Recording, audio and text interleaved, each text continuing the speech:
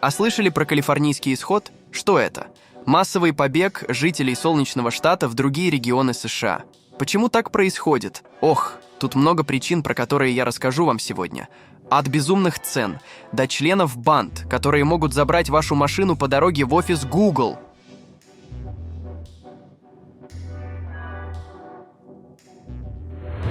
Но с чего все началось? Люди же, наоборот, всегда мечтали переехать в этот солнечный штат. Термин, обозначающий массовую эмиграцию жителей и предприятий из Калифорнии, начал использоваться еще в 2016 году и получил новый виток во время пандемии COVID-19. Основные причины, по которым люди и бизнес покидают штат, включают высокую стоимость жизни, уровень преступности, сложности с дорожным движением, высокие налоги и сложную нормативно-правовую базу для ведения бизнеса. И куда бегут? Техас и Аризона стали главными направлениями для тех, кто уезжает в поисках лучшей жизни. Демографическая динамика Калифорнии показывает значительное число как внутренних, так и внешних мигрантов за последние годы. В период с 2010 по 2022 годы количество внутренних мигрантов, то есть тех, кто переехал из Калифорнии в другие штаты, стабильно превышает число внешних мигрантов, прибывших в штат. Это привело к отрицательной чистой миграции каждый год, особенно заметно увеличившись в 2021 и 2022 годах. Например, в 2021 году Калифорния потеряла 407 663 человека из-за миграции, а в 2022 году 341 866 человек. Представляете? Сотни тысяч людей покидают свое жилье. И да, напомню, что тут находятся легендарные Сан-Франциско и Лос-Анджелес, города, куда мечтают переехать многие творческие и образованные люди со всего мира.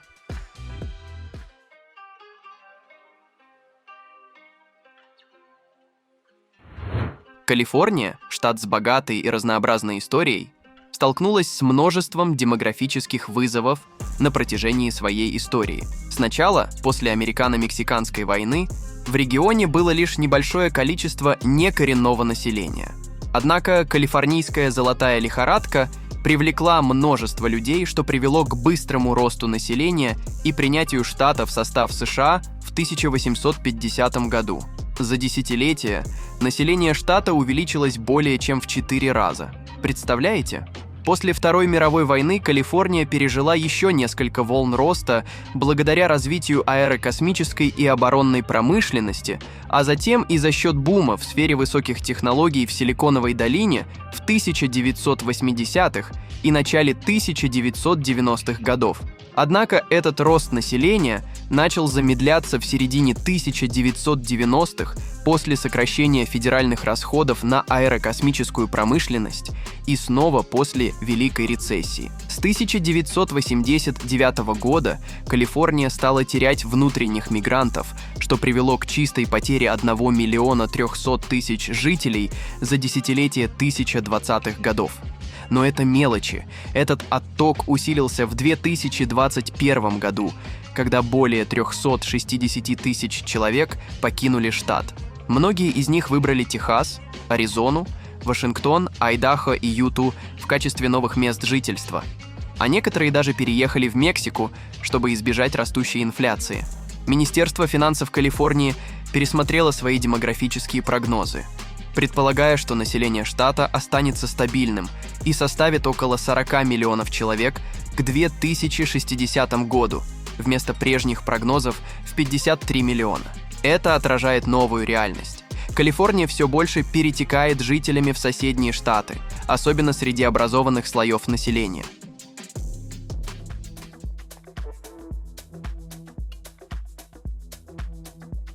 Так какие же причины того, что штат потеряет практически 13 миллионов человек? Массовый исход из Калифорнии – это явление, вызванное несколькими ключевыми факторами, влияющими на решение частных лиц об уходе из штата. В 2022 году эксперт Кеннет Миллер особо подчеркнул, что высокие налоги и растущие расходы на жизненно важные потребности, такие как жилье, питание и другие услуги, играют существенную роль в этом процессе. Одной из основных причин массового исхода обычных людей является высокая стоимость жизни в Калифорнии, Особенно стоимость жилья. Это остается ключевым фактором, поскольку жилье в Калифорнии одно из самых дорогих в Соединенных Штатах, что делает проживание здесь недоступным для многих семей. Я еще расскажу про это дальше. К проблемам, усугубляющим ситуацию, также относятся высокий уровень преступности, политические разногласия, загрязнение окружающей среды и заторы на дорогах. В крупных городах можно часами стоять в пробках на работу и обратно. Эти факторы в совокупности создают условия, при которых жители чувствуют неудовлетворенность своей жизнью в штате и ищут альтернативы. Зачем жить тут, если можно делать это в других штатах с большим комфортом и меньшей стоимостью? Дополнительно, распространение удаленной работы, получившее мощный толчок во время пандемии COVID-19, сделало переезд из Калифорнии более удобным и доступным. Теперь не надо ездить в офис IT-гигантов, чтобы получать хорошие деньги и экономя огромные деньги на проживании. О каких суммах идет речь? Сейчас расскажу.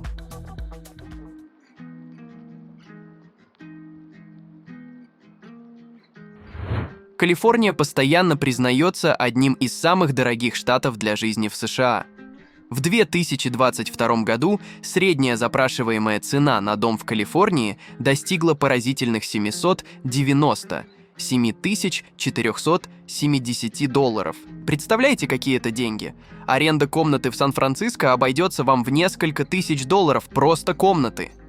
Если вы хотите жить с семьей в комфорте, то ежемесячно надо закладывать около $10 тысяч на аренду. И это не какие-то лакшери-апартаменты или невероятный дом, а просто нормальное жилье, которое в другом штате вам обошлось бы в пару тысяч долларов.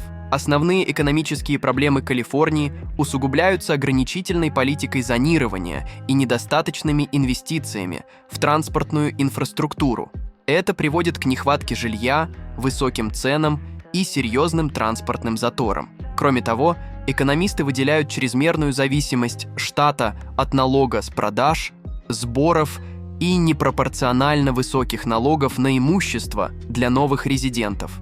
И вишенкой на торте становятся толпы бездомных, которые спят у тебя на дворе, лестнице, на всем пути на работу. Ведь местные попросту не могут себе позволить покупать или арендовать жилье за такие безумные суммы.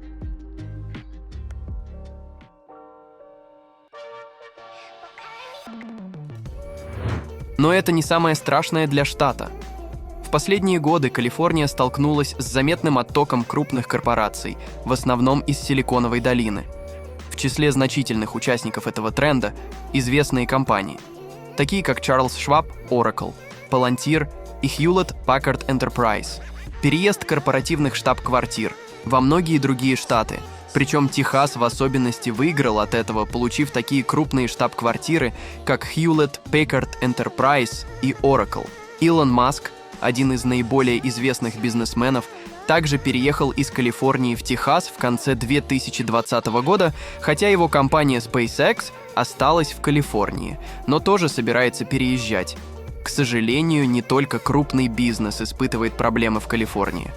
Оператор торгового центра Westfield отметил, что растущее число розничных торговцев и предприятий покидают район из-за ухудшения безопасности и экономических условий, что серьезно мешает экономическому восстановлению. Компании Nordstrom и Whole Foods также объявили о своем уходе из Сан-Франциско, аргументируя это изменением экономической ситуации и заботой о безопасности своих сотрудников. Получается, что цены заоблачные на все. А самое главное, скоро не останется корпораций, которые могли бы платить зарплаты, способные покрыть хотя бы базовые потребности в этом штате.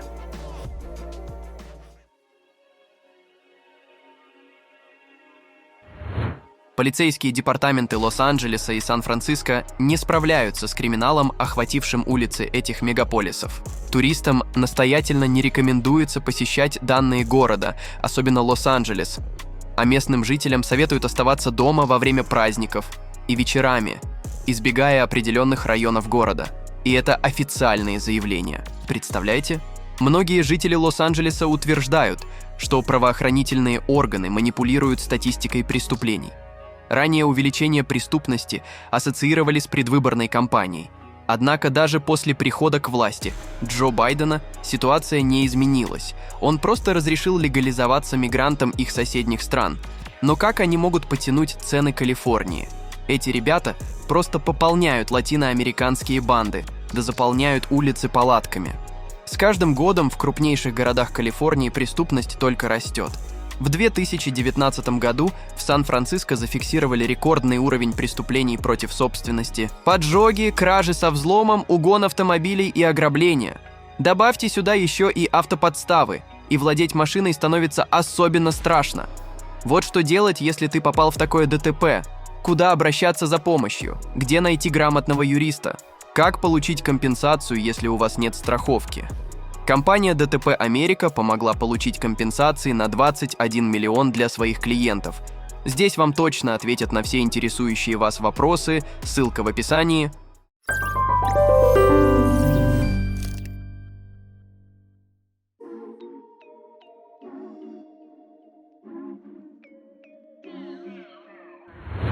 Ситуация усложнилась в последующие годы. Так, в 2020 году число убийств в городе возросло с 41 до 48. В районе Нортридж в Сан-Франциско количество перестрелок увеличилось на целых 500%. Такой же резкий рост преступности наблюдается и в других районах, которые находятся под юрисдикцией Департамента полиции Лос-Анджелеса. В 2021 году статистика убийств там выросла на 17% за год и на 49% за 2 года. Количество угонов автомобилей и краж со взломом выросло на 50% по сравнению с 2020 годом. Эти преступления сложно раскрывать, так как потерпевшие не всегда обращаются в полицию.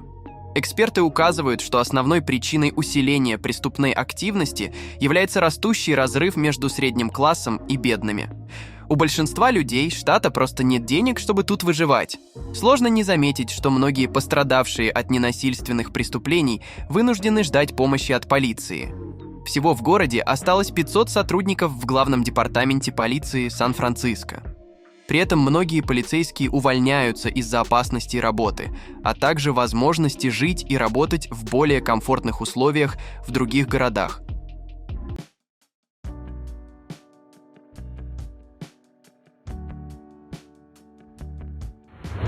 Хуже всего дела в Сан-Франциско, как вы понимаете. В последние годы город столкнулся с настоящим опиоидным кризисом, из-за чего уровень смертности от наркотиков взлетел до одного из самых высоких среди крупных городов США. Это только одна из множества проблем, с которыми сталкивается город.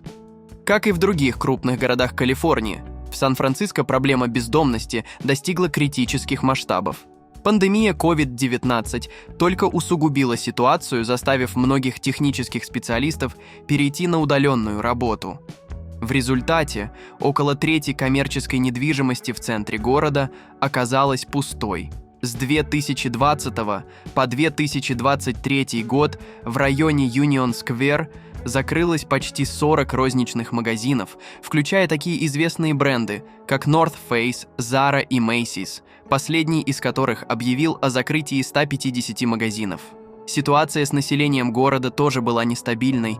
С 2020 по 2022 год численность населения сократилась более чем на 60 тысяч человек, что составило более 7%. Однако в 2023 году население города снова начало расти, чему способствовал бум в области искусственного интеллекта. Это новое направление может стать катализатором для возрождения Сан-Франциско, подталкивая город к новым технологическим и экономическим вершинам, хотя прогнозы неутешительные. Ведь есть еще один фактор, который заставляет бежать людей из Калифорнии – невероятный уровень преступности.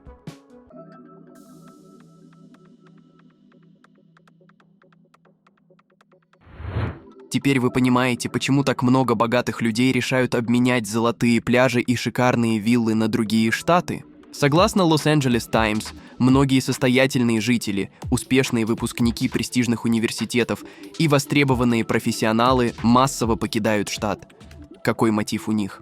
Прежде всего, это высокие налоги и астрономическая стоимость жизни, которые уже давно перестали быть просто неудобством, а стали настоящим бременем. Посмотрите на данные. Ситуация изменилась настолько, что чистая убыль населения Калифорнии составила примерно 750 тысяч человек в течение последних 2 лет. Это показатели, сравнимые с теми, что были до начала пандемии. И большинство уезжающих – это именно те, кто мог бы с легкостью финансировать местные бюджеты своими налогами. Почему так важно, что уезжают именно богатые? Потому что на наиболее состоятельных жителей Калифорнии, тех, кто зарабатывает $1 миллион и более, приходится 45% всех налоговых поступлений от физических лиц. Фактически, они и тащат всю экономику штата. Следовательно, когда эти люди уезжают, они забирают с собой значительную часть налоговых долларов, что существенно ударяет по экономике штата. Насколько серьезна эта утечка? Это практически смертный приговор для местной экономики. В последние пару лет даже общее количество жителей, выбравших Техас или Флориду в качестве нового дома, резко увеличилось. Эти штаты привлекают калифорнийцев прежде всего низкими налогами, а Теннесси еще и отсутствием подоходного налога. Неужели мы видим начало конца золотого века Калифорнии? Если не принять меры сейчас, то последствия могут оказаться необратимыми. Это поистине момент истины для одного из самых богатых и разнообразных штатов Америки.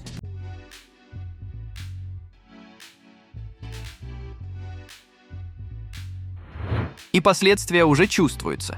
Калифорния столкнулась с историческим изменением после переписи населения США 2020 года, потеряв одно место в Палате представителей. Это первый случай в истории штата, когда его представительство сократилось с 53 до 52 мест. Основной причиной таких изменений стал именно продолжающийся отток населения, который усилился после пандемии COVID-19. Эксперты предсказывают, что в следующем цикле перераспределения округов в 2030 году Калифорния может потерять еще от 4 до 5 мест, что сократит ее делегацию до 47 представителей.